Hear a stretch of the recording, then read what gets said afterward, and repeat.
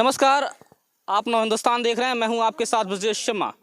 केंद्र की मोदी सरकार के द्वारा अग्निपथ योजना लाई है, जिसके विरोध में तमाम युवा देश भर में छिटपुट घटनाओं की खबरें आ रही हैं।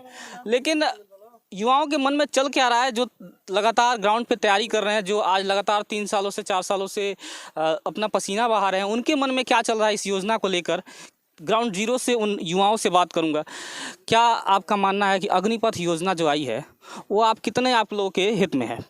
देखिए, जो अग्निपथ योजना आई है वो बिल्कुल हमारे हित में नहीं है, पहली नंबर की बताइए कि 4 साल की जो ये नौकरी है सर, मान लीजिए 5 साल 6 साल हम लोग तैयारी करके 4 साल की नौकरी करने जाएंगे तो ये कहाँ के नियम मतलब अच्छा है? अभी बताइए, हम युवाओं के साथ क्यों ऐसा खिलवाड़ हो रहा है? हाँ, देश में तो और सांसद है, विधायक है, सभी कोई है, उनके साथ तो खिलवाड़ कीजिए। मान लीजिए हम लोग 3 साल एनसीसी किए, ठीक, पहला नंबर, और उसके बाद से 4 साल हम नौकरी करेंगे और उसमें पेंशन भी नहीं है। ये 10 साल हम लोग क्या वो ठेका पर रखेंगे सरकार हम लोगों को? हाँ, भारतीय सेना मतलब हम लोग एक मतलब अच्छा, भारतीय सेना को मतलब हम अच्छा जानते थे, मतलब एक भारत में मतलब भारतीय सेना है जो बचा हुआ है, उसको भी ये बेच दिए। हाँ, बताइए हम लोग बेरोजगार मतलब युवा कहाँ जाएंगे? हाँ, बताइए हम लोग मतलब जैसे कि 6 साल 5 साल से यहाँ से मतलब दिन रात एक करके पसीना बहा कर तैयारी करके भारतीय सेना ज्वाइन करने के लिए दिल में जुनून रहता है। देखिए, जो लड़का मतलब तैयारी करता है बस भारतीय सेना का, वो जान हथेली पे लेकर चलता है, उसके मतलब मरने और जीने से कोई डर नहीं होता है। आप बताइए, आप उन लोगों का सम्मान और मान छीन लीजिए। कितना दुख हुआ है हम लोग को सुनकर।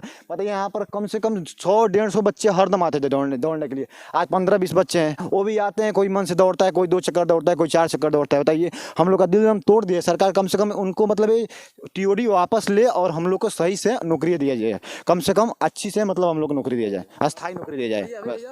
जब से जो योजना आई है अग्निपथ योजना, आप पहले अपना नाम बताएं। मेरा नाम प्रिंस यादव है। ये इस ग्राउंड पर कब से आप तैयारी कर रहे हैं? लगभग 3 साल हो गया सर। 3 साल हो गया। जो अग्निपथ योजना आई है उसमें पता है कि 4 साल के लिए ही आपको नौकरी पे रखा जाएगा, तो आपने तो 3 साल तो तैयारी में बहा दिया, अब 4 साल के लिए क्या आप जाएंगे काम करने? यही तो इसका प्रॉब्लम यही है सर कि मान लीजिए 3 साल तैयारी करे बच्चा, चौथे साल जाए, 4 साल जॉब करे, फिर से चला आएगा, तो आखिर उसका कुछ रोजगार तो रहेगा नहीं। 4 साल बाद आखिर करेगा क्या वो? सरकार ने कहा कि 4 साल बाद हम आपको इस काबिल बनाएंगे, करीब 20 लाख रुपए आपको देंगे, तो क्या आप लोगों के लिए सटीक नहीं लग रहा है? जितना भी दे, लेकिन अगर पिछले बार जैसे रहा है, मान लीजिए 4 साल जॉब करे, फिर आज फ्यूचर के लिए हम लोग लड़ रहे हैं और फ्यूचर फिर से स्टार्ट करना पड़े, तो ये बेकार है ना सर। टीओडी सरकार को वापस लेना चाहिए। हम लोग के तहत मतलब जितने जो बच्चे क्यों टीओडी वापस होना चाहिए? क्यों टीओडी इसलिए वापस होना चाहिए कि देखिए, जो भारतीय सेना है, सेना के माध्यम से देश का संचालन होता है, क्योंकि बाहर से जितने भी आक्रमण हैं, जितने भी कार्य होता है, वो मतलब सेना ही करती है। अगर उसके माध्यम से अगर जिस देश की सेना हिल जाए, वो समझ लीजिए एकदम बेकार है। आर्मी छोड़ बाकी सब चोर। हमको विश्वास था बस सेना पर, अगर सेना थी भारत था। अगर सेना हट जाए, आज नहीं कल विद्रोह करके बाहरी देश वाले कुछ कर सकते हैं। तमाम ऐसी रिपोर्ट्स आ रही हैं कि सरकार ने अप टू 25% लेने की बात कही है। सरकार एक विज्ञापन जारी करती है और कहती है अप टू 25% हम जो अग्निवीर भर्ती होंगे उसमें से लेंगे। आप इसको कैसे देख रहे हैं? देखिए, अभी हमने बताया कि सेना में जाने के लिए हर युवा को सारे मानक को पूरा करना पड़ता है, और मैं समझता हूँ कि ये मानक पूरा करने के लिए एक हमारा भाई 4 घंटे सुबह में 4 बजे ही उठ जाता है और लंबा दौड़ और 50 एक सांस में लगभग 50 बीम खींचना और 50 सपाट मारकर अपने आप को 4 साल से 5 साल में तैयारी करके उस लायक बनाता है कि हम सेना में जा सकें। और आज युवाओं के दम पे बनी ये मोदी सरकार आज युवाओं के ही गला घोटने के लिए उतारू है। जिस तरह से उन्होंने एक योजना लाया अग्निपथ, 4 साल को ठेके पर रखने का काम किया, ये ठेकेदारी प्रथा सेना में नहीं चलेगा। और आप कैसे डिसाइड करेंगे कि 25% बच्चे उसमें से क्वालिफाई होकर अस्थायी होंगे, बाकी अब 75 को जो निराश करके घर भेजेंगे? आप कभी उनका दर्द जानने का प्रयास किए कि हम उनको वापस क्यों भेजेंगे? क्या वो अपनी सारी मानक पूरा करके वो अग्निपथ ज्वाइन नहीं करेगा? अगर सारी मानक पूरा करके ज्वाइन करता है तो फिर आप किस आधार पर उसको घर 4 साल के बाद भेजेंगे और किस आधार पर 25% को आगे भेजेंगे? मेरा सरकार से यही निवेदन है कि आप ऐसे कानून लाते हैं, किसान बिल लाए, किसानों को समझ नहीं आया, नौजवान को नौकरी लाया अग्निपथ, नौजवानों को समझ नहीं आ रहा है। आपको फील्ड पे आके यहाँ सर्वे करना चाहिए, अपने सांसद विधायक को लगा दें सर्वे के लिए कि हाँ, युवा जिसके लिए हम नौकरी ला रहे हैं वो संतुष्ट है कि नहीं है। जो मेहनत करने वाले हैं उनको आगे, उनकी संतुष्टि से ही आपको चलना है। क्या ठेले पे पकौड़ी बेचने वाला, सब्जी बेचने वाला सेना में जाएगा?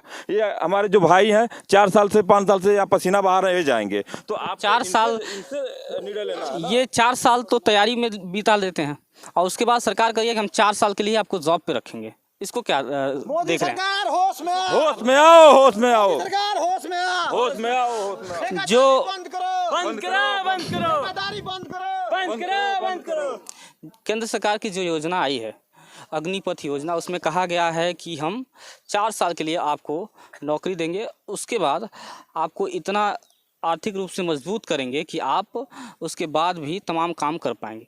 या तमाम सरकार के जो फॉर्म्स हैं, रक्षा मंत्रालय है या यूपी सरकार ने घोषणा की है कि हम यूपी पुलिस या रक्षा मंत्रालय में 10% आरक्षण आपको दिया जाएगा। इसको आपको कैसे देखते हैं? सबसे बड़ी बात है कि जो 10% का आरक्षण है एक गैर भाजपा शासित राज्यों में लागू नहीं होगा, क्योंकि सारे लोग विरोध में हैं और कह रही है कि हम 4 साल के रिटायरमेंट के बाद एक मुश्त शायद 11,75,000 रुपये देने के लिए कह रही है। इस महंगाई के ज़माने में एक गंभीर बीमारी किसी को हो जाए तो वह पैसा ख़त्म हो जाएगा। उस आपको तो कर ये लोन भी देंगे हम अलग से। क्यों हम लोन लेंगे?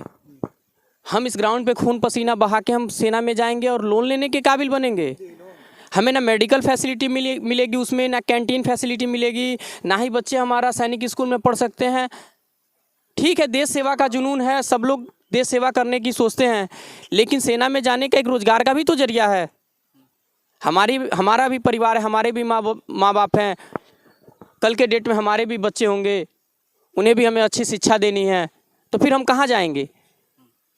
आपने सरकार बनाते समय युवाओं से अपील किया था कि हे भारत के नौजवानों, हम 1 रैंक 1 पेंशन लाएंगे, और आप आज वहाँ खड़ा कर दिए, नो रैंक नो पेंशन कर दिए, क्योंकि सेना में 4 साल के अवधि के दौरान कोई रैंक नहीं दिया जाता है। प्रमोशन 4 साल 5 साल बाद जवान से नायक बनाया जाता है, उसके बाद हवलदार बनाया जाता है, जेसीओ बनाए जाते हैं। तो अब 4 साल में ही उसे बाहर भेज देंगे तो कोई तो रैंक हुआ नहीं, पेंशन तो आप खा ही गए। मानते हैं कि आप कह रहे हैं कि रक्षा बजट का 35% पेंशन और सैलरी पे चली जा रही है, ठीक है, आपका सोच अच्छा है, इससे आर्थिक स्थिति भारत की कमज़ोर पड़ रही है, लेकिन आप ये भी तो सोचिए, आप पेंशन हटा रहे हैं, ठीक है, आप पेंशन हटा दीजिए भारतीय सेना की, लेकिन ये 4 साल की नौकरी को नौकरी नहीं कहेंगे। हम आज जाएंगे, 4 साल बाद घर चले आएंगे, लोग कहेंगे तो सेना में था फिर घर आ गया, ये कौन सा रोजगार में गया था, ये कौन सी देश की सेवा में गया था। आप उसको एक्सटेंड करिए, 4 साल को कम से कम 14 साल करिए, 24 साल करिए, और इसमें बहुत से बदलाव लाने की ज़रूरत है। आप इसके लाभ को समझा रहे हैं, ये दौड़ने वाले बच्चे इस लाभ को समझ नहीं पा रहे हैं। आप आइए ग्राउंड पे, अपने सांसद विधायक को भेजिए, इसके लाभ समझाएं, क्योंकि ये बच्चे बहुत कम उम्र में ही दौड़ना शुरू कर देते हैं, फिजिकली इतना मेहनत करते हैं कि यह उतने शिक्षित नहीं हो पाते हैं। आप 10वीं और 12वीं पास के बच्चों को लेके जा रहे हैं सीमा पे, वहाँ पे आप 4 साल बाद जब घर भेज देंगे तो ना इनका शिक्षा पूरा हुआ, और फिर उसके बाद आगे शिक्षा इनका क्या, एक बार आप शिक्षा से दूरी बना लेंगे तो दोबारा तो शिक्षा ग्रहण। सरकार ने ये कहा है कि इस बिल में कि हम 4 साल के लिए भर्ती करेंगे तो उसमें ग्रेजुएशन करने का प्लान भी हमने रखा है, तो आप इस क्या? इतना आसान नहीं होता है सेना की नौकरी। जो लोग कश्मीर में हैं, राजस्थान के पाकिस्तान बॉर्डर पे हैं, उनसे कभी पूछिएगा कि सेना इतना मौका देता है क्या? इतना आसान नहीं है। जो लोग मतलब बैठ के एसी रूम में कह देना है कि हम ये कर देंगे वो कर देंगे, ऐसा नहीं, आसान नहीं है। कभी तापमान माइनस में रहता है और कभी तापमान 50 डिग्री प्लस में रहता है, तो उस स्थिति में हम आप ट्रेनिंग भी कर लेंगे, ड्यूटी भी कर लेंगे और पढ़ाई भी जारी कर लेंगे। स्नातक की डिग्री लेनी इतनी छोटी चीज़ नहीं है, यहाँ पे सारे लोग पढ़े लिखे हैं। ऐसा नहीं है कि हम फॉर्म भर दिए या राजसी टंडन से या डिस्टेंस एजुकेशन से गवर्नमेंट ने हमें पढ़ने का मौका दे दिया और हम इतनी आसानी से पढ़ लिए। उस शिक्षा का कोई मतलब नहीं होता है।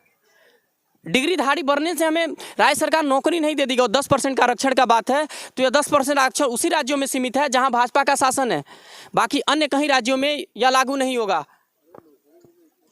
जो सरकार की योजना है वापस होनी चाहिए कि नहीं? वापस होनी चाहिए। क्यों होनी चाहिए?